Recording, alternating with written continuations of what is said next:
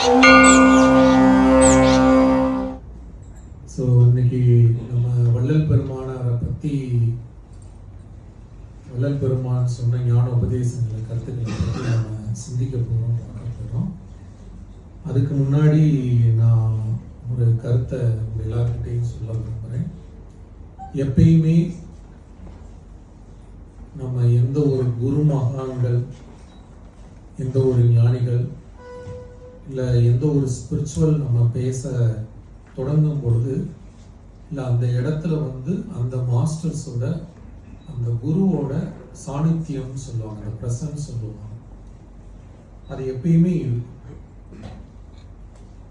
நீங்கள் நம்மளுடைய இந்தியாவில் இந்த ஞான பரம்பரையில் பார்த்தீங்கன்னா, கோவிலில் போய் இறைவனை கர்ப்ப கிரகத்தில் வணங்குறத விட மரியாதையும் பக்தியும் அந்த அமைதியும் எங்கே தருவாங்க அப்படின்னா, அந்த சத் சங்கத்தில் தான் தருவாங்க. இப்போ நம்ம கோவிலுக்கு போகிறோம், 1 நிமிஷம் 2 நிமிஷம் கண்களை மூடி வழிபாடு இல்லை தொழுதுட்டு வந்துடுறோம். ஆனால் சத் சங்கத்தில் நம்ம 1 மணி நேரமோ இல்லை 6 மணி நேரமோ அங்கே இருக்கிறோம். அங்கே அந்த கருத்துக்களை பேசுகிறோம். உண்மையிலேயே இப்போ நான் இங்கே உட்காந்து ஜானகிராமன் அப்படின்ற ஒரு நபர் பேசுறதா நீங்க நினைக்கலாம், இல்லை நானே கூட அப்படி நினைச்சுக்கலாம். நான் தான் பேசுறேன், நான் ரொம்ப நல்லா பேசுறேன், நானும் நினைச்சுக்கலாம், நீங்க நினைச்சுக்கலாம். ஆனா அது உண்மை கிடையவே கிடையாது.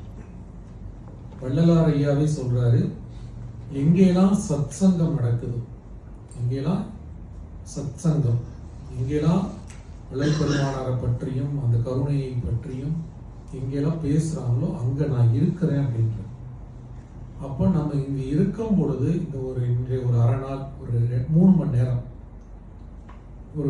நம்ம கவனமா, வள்ளலார் ஐயா இங்க இருக்காரு, வள்ளல் பெருமானார் இங்க இருந்து இந்த ஜானகிராமன் அப்படின்ற உடம்பு வழியா பேசுறாரு, உங்களோட தொடர்பு கொள்றாரு. நீங்க அப்படிதான் பார்க்கணும்.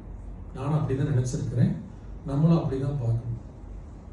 இன்னொன்று, இந்த சத் சங்கத்துக்கே உள்ள ஒரு பெருமை என்னன்னா, இப்போ நீங்கள் ஒரு 30 பேர் இல்லை 40 பேர் 50 பேர் இங்கே இருக்கிறோம்னா, சில பேர் நம்ம கேள்வி கேட்போம், நிறைய பேர் கேள்வி கேட்க மாட்டோம்.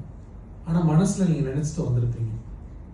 நீங்கள் கவனிச்சு பாருங்க, நம்ம ஒவ்வொருத்தருக்குமே தனிப்பட்டு நமக்கே சொன்ன மாதிரி இந்த சத்சங்கம் இருக்கு. அப்போ அதன் மூலமா இறைவன் என்ன பண்றாரு, உங்களுக்கு இந்த மெசேஜை கொடுக்குறாரு, ஒரு தெளிவை கொடுக்குறாரு. இப்போ இங்கே வந்திருக்க நிறைய பேர் கூட பார்த்தீங்கன்னா என்னோட வயதில் கூட இருக்கலாம், என்னோட கூட திருவருட்பாவை படிச்சிருக்கலாம், நிறைய ஞான கருத்துக்கள் தெரிஞ்சிருக்கலாம். ஆனால் நம்ம சத் சங்கத்தில் வரும்பொழுது நம்ம இன்னொரு முக்கியமான விஷயம்னா, நம்மளுடைய உள்ளம், நம்மளுடைய இருதயம் திறந்திருக்கும். கற்றது கையளவு நம்ம சொல்லுவோம், அது ஆக்சுவலி அது கூட கிடையாது. ஏன்னா கற்றது கையளவுனா கை பெருசு இல்லையா? நான் சொல்லுவேன், கற்றது கடுகளவு, கற்றது கல்லாதது உலகளவுன்றாங்க. உலகம்னா இந்த உலகம் இல்லை, இன்னும் எத்தனை உலகங்கள் இருக்கோ அதெல்லாம்.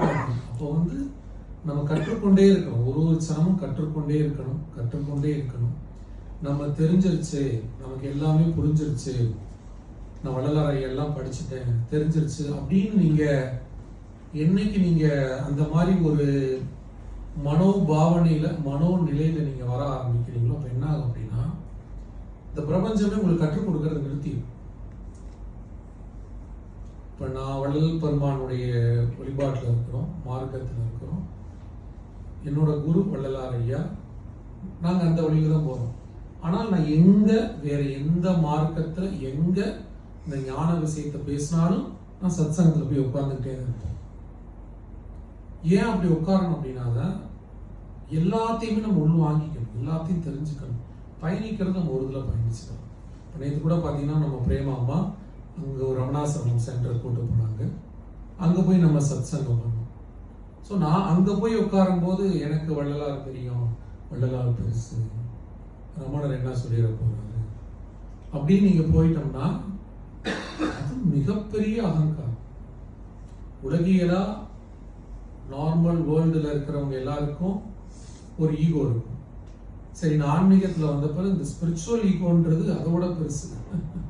உன் குரு என் குரு, அவர் பெருசு இவர் பெருசு, எனக்கு எல்லாம் தெரிஞ்சிருச்சு அப்படின்னு இந்த மாதிரி எல்லாத்துல இருந்து நம்ம வெளியே வரணும். நமக்கு ஒண்ணுமே தெரியாது. ஏன்னா வள்ளல் பெருமானார் ஒரு பாடல் அருட்பாடல் பாடுறாரு. எல்லாம் தெரிஞ்ச பின்னாடி, எல்லாம் தெரியுதுன்னா நமக்கெல்லாம் இன்னும் ஒண்ணுமே தெரியல, நமக்கு தெரிஞ்சிருக்குன்னு நினைச்சிட்டு இருக்கிறோம். எல்லாம் தெரியுதல் அப்படின்னு அவர் எப்படி சொல்ல வரேன்னா, இந்த தேகத்தை ஒளி உடலா மாற்றிட்டார். இந்த தேகத்தை ஒளி உடலா மாத்திருக்காருன்றப்ப நீங்க நினைச்சு பாருங்க, அது எவ்வளவு பெரிய விஷயம். இப்ப நம்ம சரீரத்தை தொட்டு பாருங்களேன், இது ஒரு நம்ம பிசிக்கலா தொட முடியுது. எலும்பு, சதை, ரத்தம், மாம்சத்தால் ஆனது. இப்பேற்பட்ட தேகத்தோ ஒரு ஒளி உடலாக ஆக்கி இருக்காங்க, கருணைய வடிவாக்கி இருக்காங்க. நரை இல்லை, திரை இல்லை, மரணம் இல்லை அப்படின்றப்ப அப்ப அவங்க ஈக்குவல் டு காட் இல்லையா? இறைவனாகவே இருக்கும் பொழுது கூட அவர் பாடல் பாடுறாரு, நாயினும் கடையே. என்ன சொல்றாரு?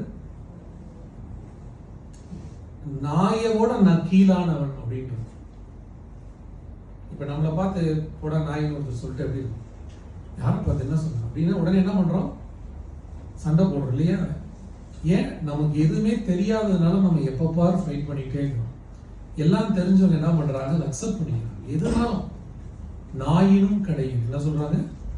நாயினும் கடையும், ஈயினும் இழிந்தே. என்ன சொல்றாரு?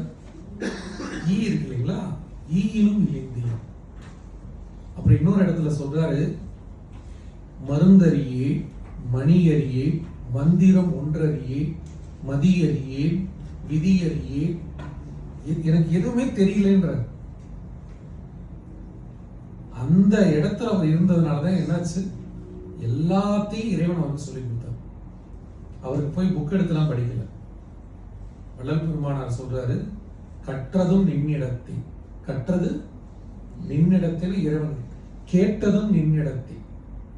அப்ப இறைவன் ஒரு மாஸ்டரா உட்கார்ந்து வள்ளலார் ஐயாவுக்கு சொல்லி கொடுத்திருக்காருன்னா அவருடைய என்னது அன்பு, தயவு, கருணைன்றது நம்ம எல்லாருக்கும் தெரியும்.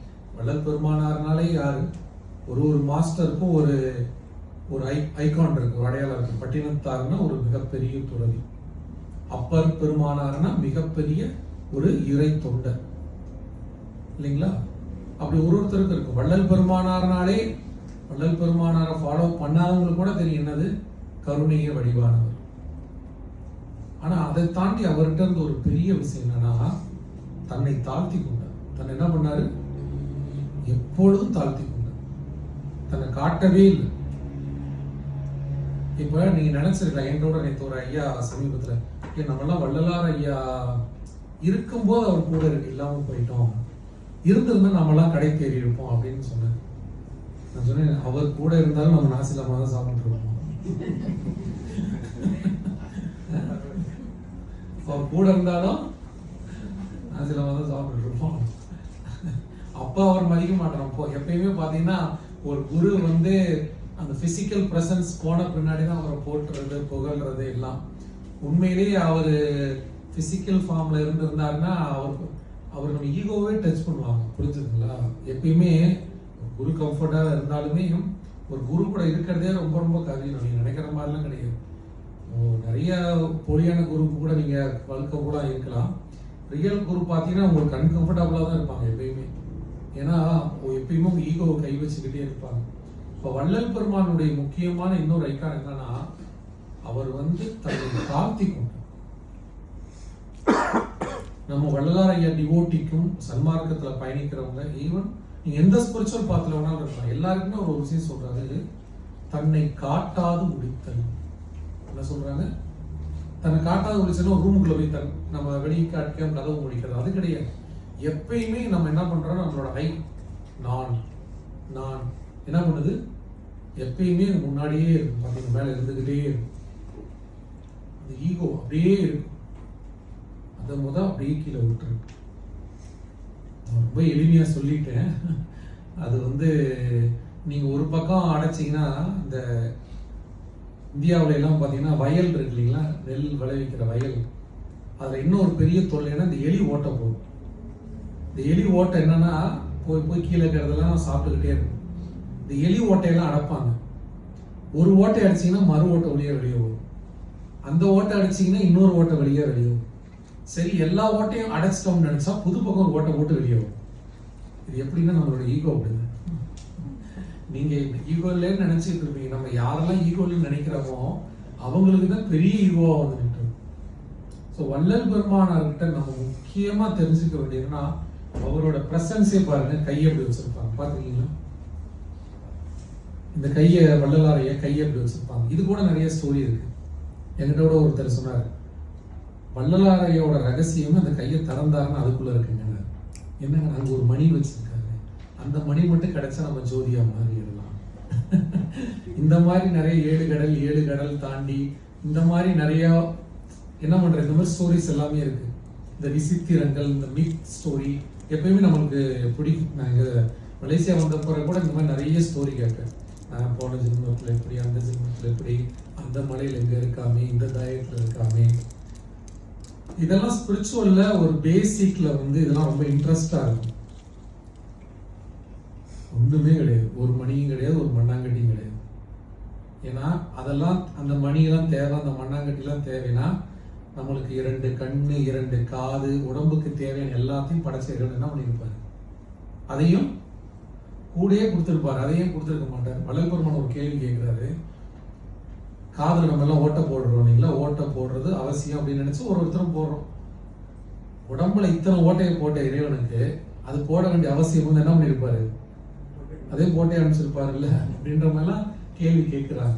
ஸோ ஐயா கையை இப்படி வைத்திருக்கிற காரணம் என்னன்னா, அருட்பாளர் பாடுறாரு, கைவீசி நடக்க பயந்து, கைவீசி நடக்க பயந்து கைகளை கட்டியே நடந்தேன். கை வீசி நடக்கிறது வந்து அவருக்கு பயமா இருக்கு. ஐயோ நம்ம அகங்காரமா இருக்கிறோமோ, ஆணவமா இருக்கிறோமோன்னு கை அப்படி கட்டியே தான் இருந்தார். மேனியை வெளியே காட்ட அஞ்சி வெண்துகிலால் மேனியை மறைத்தேன். பஞ்சனை மேல் படுக்க பயந்தேன். என்ன சொல்றாரு, நல்லா பஞ்சு மெத்த போட்டு அதுல ஏறி படுக்க பயந்தேன். திண்ணை மேல் ஏறி கால் மேல் கால் போட்டு பேச பயந்தேன். இப்போ இதெல்லாம் நீங்க நெகட்டிவா புரிஞ்சுக்கிறீங்க. அப்படி பயந்துகிட்டே இருப்பாரா அப்படின்னா, ஏன்னா வள்ளலார் ஐயா பயம் பூஜ்ஜியமா இருக்கு சொல்றாரு. ஆனா அதோட அனுபவம் என்ன அப்படின்னா, இப்பேற்பட்ட ஒரு ஞானி என்ன பண்றாரு, தன்னை எவ்வளவுக்கு எவ்வளவு என்ன பண்ணிக்கிறார், உள்ள அடக்கி கொள்றாரு. இப்போ உங்களுக்கு புரியல, ஐயா அவர் அந்த வாழ்க்கையிலேயே வாழ்ந்தாங்க, இறை சிந்தனையிலே இருந்தாங்க. நம்மளும் உலகத்துல கமிட்ல இருக்கிறோம், நான் வேலைக்கு போறேன், அந்த இடத்துல பேசணும். நல்லா புரிஞ்சுங்க, இதெல்லாம் இந்த தன்மையை உங்களுக்குள்ள வச்சுங்க, புரிஞ்சுங்களா? ஏன்னா உலகத்துல வந்து இதை நீங்க இப்ப வேலை செய்யற இடத்துலயும் 4 பேரை மேனேஜ் பண்ற இடத்துலயும் காட்ட முடியாது. அந்த அடக்கம், அன்பு, தயவு, கருணை எல்லாம் நமக்குள்ள அந்த ஃபார்ம்ல இருக்கணும். வெளிய உலகத்துக்கு நம்ம எப்படி நம்ம காட்டிக்கணும் அப்படியே இருந்துக்கலாம். ஆனா உள்ள என்ன இருக்கணும், நமக்கு வள்ளல் பெருமானார்கிட்ட இருந்த குவாலிட்டி, அன்பு, தயவு, கருணை அப்படின்றது நம்ம எல்லாருக்கும் தெரிஞ்சாலும், நம்ம இன்னைக்கு சத்சங்கத்துக்கு வந்திருக்கிறோம். இதுக்கப்புறம் எப்பயுமே நம்ம ஒவ்வொரு நிமிடமும் கற்றுக்கொண்டே தான் இருக்கும். எனக்கு எல்லாம் தெரிஞ்சிருச்சு அப்படின்னு யாராவது சொன்னாலும், அந்த மாதிரி பேசினாலும் போது அந்த இடத்துல கிளம்பிடும். அதே மாதிரி இந்த ஸ்பிரிச்சுவல் பாலிடிக்ஸ் ஒன்று நடந்துகிட்டே இருக்கும். ஏன்னா இப்போ இந்தியாவில் நிறைய குரு மாஸ்டர்ஸ் இப்போ வராங்க. அவங்கவுங்க அங்கங்கே ஒரு சென்டர்ஸ் ஓப்பன் பண்ணோன்னு என்ன ஆகுது, அவங்கவுங்க நீ எங்கேயும் போகாத, இங்கேயே இதுதான் பெஸ்ட் அப்படின்றாங்க. என்னோட குருவும் சரி, நானும் என்கிட்ட சொல்லுவேன், நீங்கள் எல்லா இடத்துக்கும் போங்க, எல்லாரையும் பாருங்க, ஆனால் கடைபிடிக்க தோணா இருக்கட்டும். அது மாதிரி வந்து நம்ம என்ன பண்ணணும், கற்றுக்கொண்டே இருக்கணும். அதுக்குன்னு கடைசி வரைக்கும் கற்றுக்கிட்டே இருக்கக்கூடாது. கற்க கசடர கற்பவை கற்றபின் நிற்க அதற்கு. அதனால வந்து எப்பொழுதும் நம்ம வந்து நமக்கு எதுவும் தெரியாது, நம்மளும் கற்றுக்கொள்ளணும் அப்படின்ற தன்மை, அந்த அடக்கம் வள்ளல் பெருமான்றது நம்ம கற்றுக்க வேண்டிய ஒரு மிகப்பெரிய பாடம். சரியா? கண்டிப்பா நீங்க எல்லாரும் எனக்கு தெரிஞ்சு அந்த மாதிரி தான் இருப்பீங்கன்னு நினைக்கிறேன். நீங்க எல்லாரும் ஞானிகளாக தான் இருக்கிறீங்க. ஏன்னா இந்த ஞாயிற்றுக்கிழமை வீட்டில் உட்காந்து என்ன பண்ணலாம், நல்லா ஃபோனு, எல்லாம் வாட்ஸ்அப், எல்லாம் ஃபேஸ்புக்லாம் பார்த்துட்டு நல்லா சாப்பிட்டு தூங்கலாம். ஆனால் அந்த நேரத்தை ஒதுக்கி எங்களுடைய அழைப்பையும் ஏற்று இங்கே வந்திருக்கிறீங்க, அதுக்கு எல்லாருக்கும் ரொம்ப ரொம்ப நன்றி.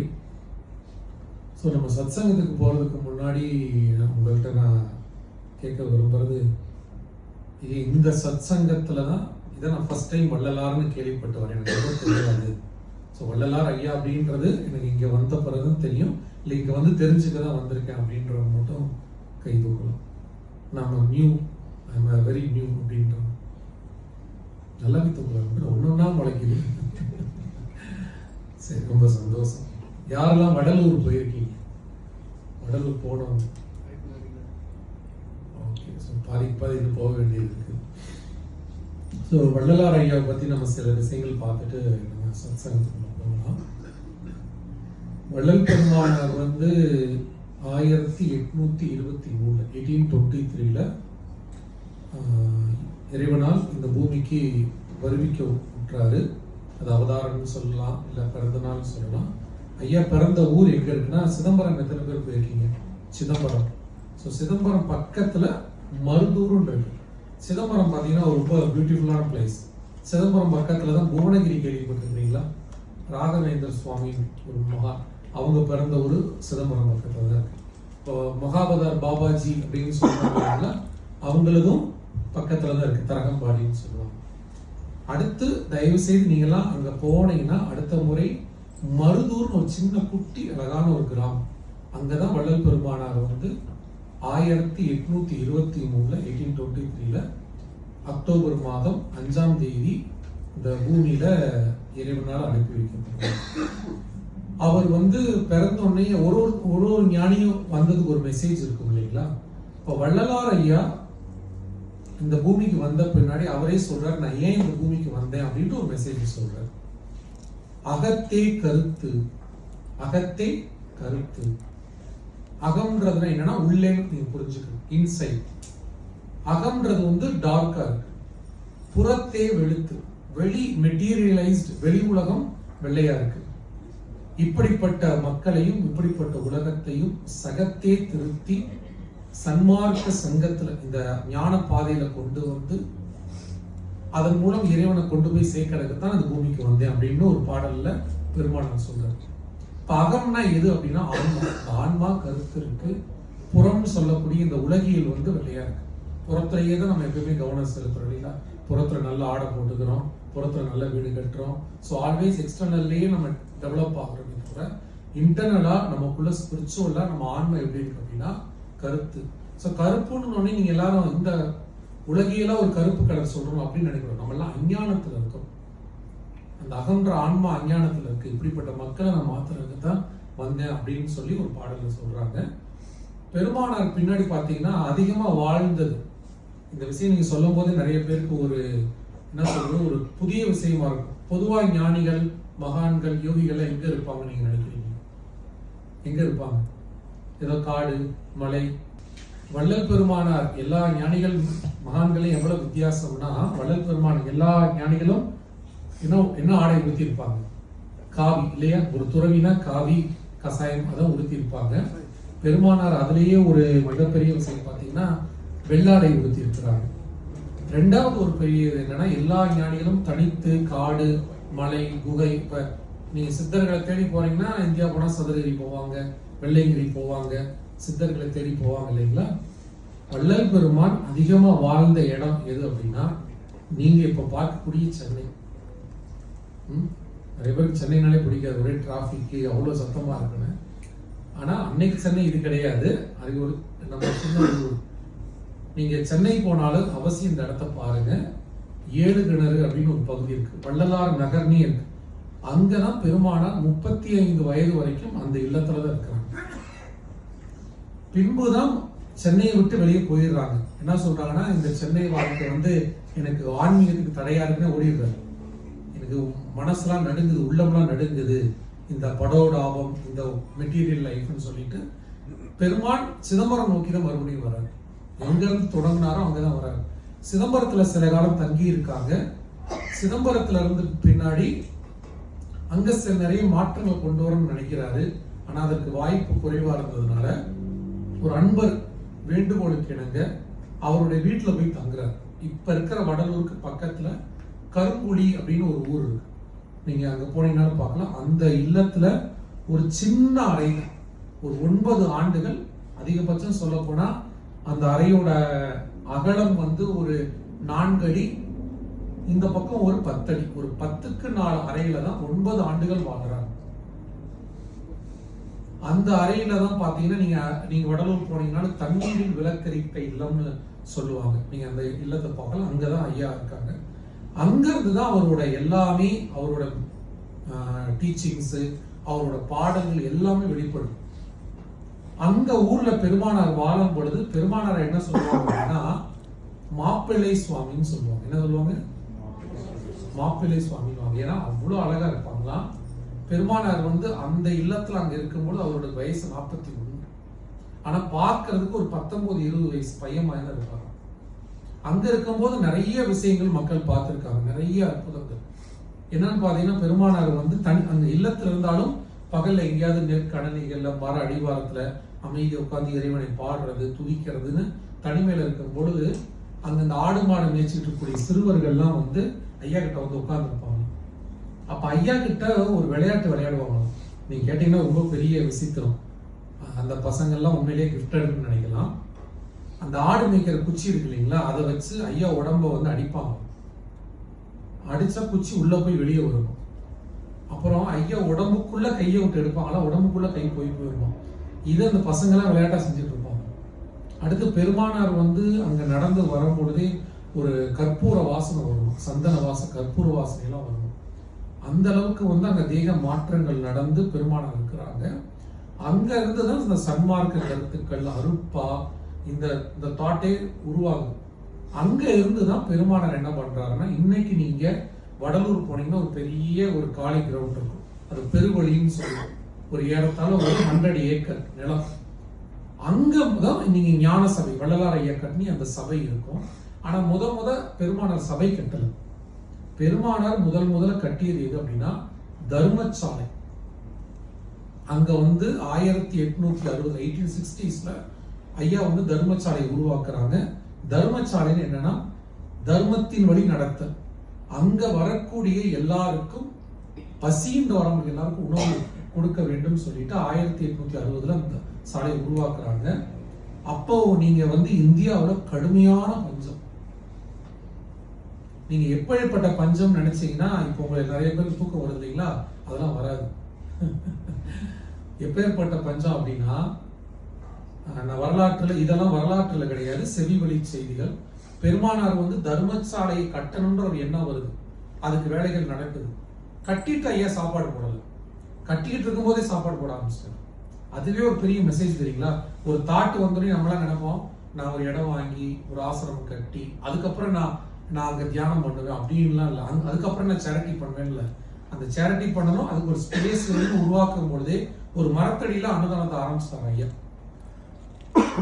அங்க அன்னைக்கு சாப்பிட வர்றதுக்காக, அதாவது ராமலிங்க சுவாமின்னு ஒருத்தர் முக்காடு போட்டிருப்பாரா, அவர் சோறு போட போறாருன்ற செய்தி கேள்விப்பட்டு 50-60 கிலோமீட்டர் ஜனங்கள் நடந்து வந்திருக்காங்க. அவங்க எல்லாம் சாப்பிட்டு ஒரு வாரம் 10 நாள் ஆச்சு. அப்பேற்பட்ட பஞ்சம் இந்தியாவில். அந்த நேரத்துலதான் உலகத்துல அந்த தமிழர்கள் எல்லாம் உலகம் முழுவதும் மைக்ரேட் ஆனது அந்த நேரம் தான். ஏன்னா அந்த நேரம் எதுவுமே இல்லை, அங்க சாப்பிட எதுவுமே இல்லை, மழை இல்லை, அப்படியே காஞ்சி இந்தியாவே பஞ்சத்துல இருக்குது. அப்ப சாப்பாடு கிடைக்க போதுன்னு குடும்பமா நடந்து ஒரு நாள் 2 நாளைக்கு முன்னாடி அங்க எல்லாம் உட்காந்துட்டாங்க. ஆனா அன்னைக்கு அங்க சமைக்கப்பட்டது ஒரு 100-200 பேருக்கு. ஆனா ஆயிரக்கணக்கான மக்கள் சாப்பிட்டு இருக்காங்க. சாப்பாடு அங்க நடந்துகிட்டே இருக்கு. இப்போ அன்னைக்கு பெருமானார் தர்மசாலை உருவாக்குனது அன்றைய காலமே அப்படி இருந்திருக்கு. அதோட இல்லாம இந்த பசி தவிர்த்தல் அப்படின்றது உலகம் முழுவதும் சென்று எங்கெல்லாம் மக்கள் உணவு கிடைக்கணும், எல்லாருக்கும் உணவு போகணும் அப்படின்றத பெருமானார் உருவாக்குனதுனால இன்னைக்கு வரைக்கும் பாருங்க, இன்னைக்கு மலேசியாவில் எவ்வளவு தர்மசாலைகள் தொடங்கி ஏதாவது ஒரு உதவி பண்றாங்க, அன்னதானம் கொடுக்குறாங்க, ஏதாவது உதவி. அப்ப அந்த அன்னதானம் அப்படின்றது வெறும் அன்னதானம் மட்டும் கிடையாது. மற்றவர்களுக்கு என்ன பண்ணணும், நீங்க கொடுக்கணும், மற்றவர்களுக்கு கொடுக்கணும் அப்படின்ற அந்த உபகாரிக்கணும். சம்பாதிச்சு நமக்கு தேவையானதை உருவாக்கி நான் மட்டும் வாழ்றது கிடையாது வாழ்க்கை. நீங்க மற்றவர்களுக்கு தர்மம் செய்யணும் அப்படின்ற அந்த ஒரு சிந்தனையை நீங்க விதைச்சா. இன்னைக்கு நீங்க யாரெல்லாம் வடலூர் போனாலும் சரி, புதுசா போனீங்கனாலும் நீங்க போய் பாருங்க, அந்த அடுப்பு இதுவரைக்கும் அணையாமல் எரிந்து கொண்டு உணவு கொடுத்துக்கிட்டே இருக்கு. அந்த தர்மசாலைன்ற தாட் அங்க மட்டும் இல்லை, இப்போ நாங்கள் திருவண்ணாமலையில் பண்ணுறோம். தமிழ்நாட்டில் இது மாதிரி நிறைய இடங்கள் இருக்கு. இன்னும் வெளிநாடுகளில் கூட என்ன பண்றாங்க, ஹோம்லெஸ் பீப்புளுக்கு. என்னோட நண்பர்லாம் பார்த்தீங்கன்னா ஆஸ்திரேலியாவில் இருக்காங்க. அவங்கெல்லாம் ஹோம்லெஸ் பீப்புளுக்கெல்லாம் அங்கேயும் போய் என்ன பண்றாங்க, வளர்ந்த நாடுகள்லையும் ஹோம்லெஸ் பீப்புள் இருக்காங்க, உணவு கொடுக்குறாங்க. அன்னைக்கு 1860 ஒரு தாட்டு வள்ளலார் ஐயா போடுறாரு. இது உலகம் முழுவதும் பாருங்க. ஸோ அந்த தர்மசாலையிலிருந்து நமக்கு கிடைக்கிற மெசேஜ் என்ன அப்படின்னா, மற்றவர்களுக்கு என்ன பண்ணணும் சொல்லுங்க, சொல்லுங்க, கொடுக்கணும். மற்றவர்களுக்கு நமக்கு மட்டும் கிடையாது, கொடுக்கறன்றது எல்லா விதத்திலையும் நம்ம கொடுக்கணும். பட்டணத்து சுவாமி சொல்வாரு, செல்வம் கொடுத்ததே மற்றவர்கள் கொடுப்பது என்று அறியாத மக்களுக்கு நான் என் சொல்வேன் கட்சி ஏகம் அப்படின்பார். அதனால அந்த தர்மம். ரெண்டாவது பாத்தீங்கன்னா பெருமானார் 1860 அதை தர்மசாலையை தோற்றுவிக்கிறாங்க. பின்பு பெருமானார் என்ன பண்றாங்கன்னா, சிறிது காலம் அன்பர்கள்ட்ட அந்த தர்மசாலை பொறுப்பை கொடுத்துட்டு 1870 1870s இருந்து 1874 வரைக்கும் அந்த தர்மசாலை அந்த வடலூர் பகுதியில இருந்து ஒதுங்கிடுறாங்க. ஒதுங்கி தனிமையிலே இருக்கிறாங்க. அந்த இடம் தான் பாத்தீங்கன்னா, இப்ப நீங்க வடலூர் போனீங்கன்னா ஒரு 10 கிலோமீட்டர் மேட்டுக்குப்பம்னு ஒரு இடம். அது ஒரு சின்ன கிராமம். இன்னைக்கே அது கிராமம் தான். அன்னைக்கு ஒரு 4-5-10 வீடு இருக்கும். ஒரு மண் செவர் இருக்கக்கூடிய ஒரு வைணவ மடம் அது. ஆனா அது ரொம்ப நாள் பயன்படுத்தாம இருந்ததுனால அதை துறைச்சு மக்கள் கொடுக்குறாங்க. ஐயா அங்க தனித்தே தான் இருக்கிறாங்க. அங்க இருக்கும் பொழுது 6 மாதம் இல்லது எப்பயாவது ஒரு இடம் வெளிப்படுவார். எப்பயாவது வெளியே வருவாங்க. அப்ப எப்ப சாப்பிட்டாங்க, எப்ப தூங்குனாங்க, எப்ப படுத்தாங்கன்னு யாரும் பார்க்கல. அப்படி எப்பயாவது வெளியே வரும்போது அன்பர்கள் என்ன பண்ணுவாங்கன்னா, தண்ணியை நல்லா காய்ச்சி, ஐயா ஏதோ ஆகாரம் எடுத்துக்கொள்ள மாட்டாங்க, வெளியே வரும்போது தண்ணியை நல்லா காய்ச்சி அதுல நாட்டு சர்க்கரை போட்டு கொதிக்க கொதிக்க அப்படியே கொடுப்பாங்க. அந்த தண்ணியை தான் ஐயா குடிப்பாங்க. வேற எதுவும் உணவு உண்டதெல்லாம் கிடையாது. அப்பொழுதே பெருமானாருக்கு என்ன ஆயிடுச்சுன்னா, தேகம் மாற்றங்கள் வந்துருச்சு. இன்னொரு செவி வழி செய்தி இருக்கு. பெருமானார் ஒரு சின்ன அறையில தான் உள்ள இருப்பாங்க. இருக்கும் பொழுது யாரும் உள்ள வர வேணாம்னு சொல்லியிருக்கும் போது அவர் கூட இருந்த ஒரு அணுக்க தொண்டர் அனுமதி இல்லாம உள்ள போறாங்க. போகும்பொழுது பாத்தீங்கன்னா அந்த பகுதியில் நிலக்கரி நிறைய இருக்கும். ஒரு மைன்ஸ் நீங்க இப்ப போனாலும் பார்க்கலாம். அந்த நிலக்கரியை சுத்தி தணல் போட்டு எரிச்சு சுத்தி வச்சுட்டு பெருமானார் நடுவில் இருந்திருக்காங்க. ஸோ அந்த தேக மாற்றத்தை செஞ்சுக்கிட்டு இருக்கிறாங்க பெருமானார். ஏன்னா நிறைய பேர் இதை கேள்விப்பட்டு கூட அவங்கள சுத்தி நெருப்பரிச்சு நடுவில் உட்காந்து பாக்குறாங்க, ஒண்ணும் நடக்காது. அவரு செஞ்சதெல்லாம் வேற விஷயங்கள். ஸோ அந்த மாதிரி இருக்கும்போது உள்ள தெரியாம அந்த நிலக்கரி தணல் எல்லாமே என்னன்னா ஐயா மேலையும் படுது, அது இவர் மேலையும் பட்டுருது. அவருக்கு ஒண்ணுமே ஆகல உடம்பு, இவர் மேல பட்டுதான் புண்ணாயிடுது. உடனே திட்டுறாரு, உன்னை யாரும் உள்ள வர சொல்ல, வெளியே போ அப்படின்னு சொல்லிட்டு அவருக்கு மருந்து போட்டு விட்டு இது மேல யாரும் உள்ள வராதிங்கன்றாரு. அப்ப அந்த தேகத்தை மாற்றம் நடந்துகிட்டு இருக்கு. பெருமானார் இப்ப நீங்க இந்த பாக்குற ஓவியங்கள் இது எல்லாமே நம்ம வரைஞ்சது. இன்னும் நிறைய சண்டைகள்லாம் கூட இருக்கு. நீங்க இங்கேயும் சரி எல்லா ஊர்லயும் இதுதான் வள்ளலாருடைய ஒரிஜினல் போட்டோ நாங்க பார்த்தோம், எதுவுமே கிடையாது. நீங்க இதுதான் வள்ளல் பெருமானார்னு நீங்க சுருக்கிட்டீங்கன்னா அப்ப நம்ம இன்னும் தாட்ல சுருங்கி இருக்குன்னு அர்த்தம். நமக்காக நம்ம ஒரு ஃபார்முக்காக ஒரு முக்காடு போட்டு ஒரு சுவாமி இருந்தாங்கன்றதுக்காக இந்த உருவமை தவிர நம்ம எல்லாரும் வள்ளலார் தான். நீங்களும் வள்ளலார், நானும் வள்ளல் பெருமானார் தான். பெருமான் இறைவன் இல்லாத இடம் இல்லை. எப்படியோ அது போல தேகத்தை மாற்றிக்கொண்டார். அப்ப ஏன் வள்ளல் பெருமானாரை இருக்கும் பொழுது 9 முறை புகைப்படம் எடுக்க முயற்சி பண்றாங்க? நீங்க கேட்கலாம், அப்ப போட்டோ இருந்ததான, கேமரா இருந்தது. சென்னையில இருந்து ஒரு மிகப்பெரிய பிரபலமான ஒரு புகைப்பட கலைஞரை வர வச்சு தெரிஞ்சு அப்புறம் மரத்து மேல ஏறிலாம் எடுத்திருக்காங்க தெரியாமலாம். எந்த விதத்திலையும் தெரியவே இல்லை. அது தெரிஞ்ச பின்னாடி ஐயா கூப்பிட்டு சத்தம் போறாரு, இந்த மாதிரி பைத்தியக்காரதனமான விஷயங்கள்லாம் செய்யாதீங்க, என்ன வணங்காதீங்க, இறைவனை மட்டும் வணங்குங்கன்னு சொல்லிட்டு அவருக்கு விருப்பமே கிடையாது. இந்த உருவம் என்பதும் அன்பர்களால வரைஞ்சது.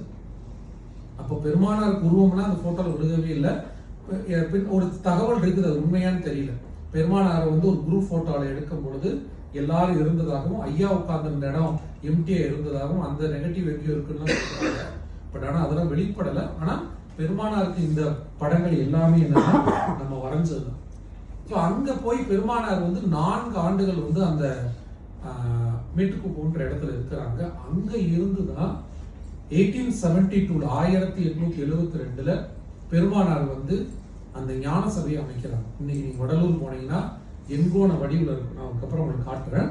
ஸோ அந்த சபையை அமைக்கிறாங்க. அது 1872 பின்பு 74 தான் பெருமானார் என்ன அடைகிறாங்க, சித்தி நிலைன்னு சொல்லுவாங்க. பெருமானாருக்கு வந்து மரணம் இல்லை, பெருமானாருக்கு வந்து சமாதி கிடையாது.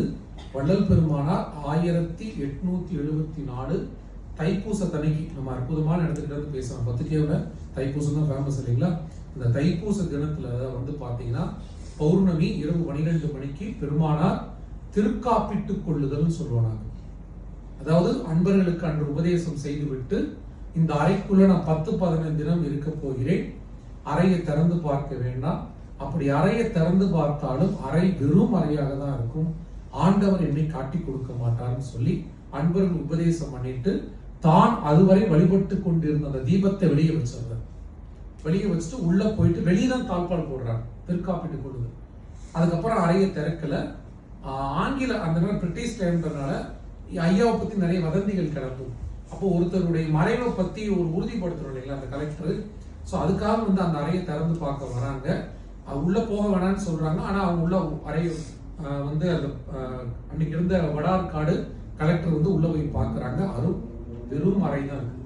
அந்த கெசட் ரிப்போர்ட் கூட இன்னும் கடலூர்ல இருக்கு. ஸோ பெருமானார் 1874 இந்த தேகத்தை சுத்த பிரணவ ஞான தேகமாக மாற்றிக்கொண்டார்.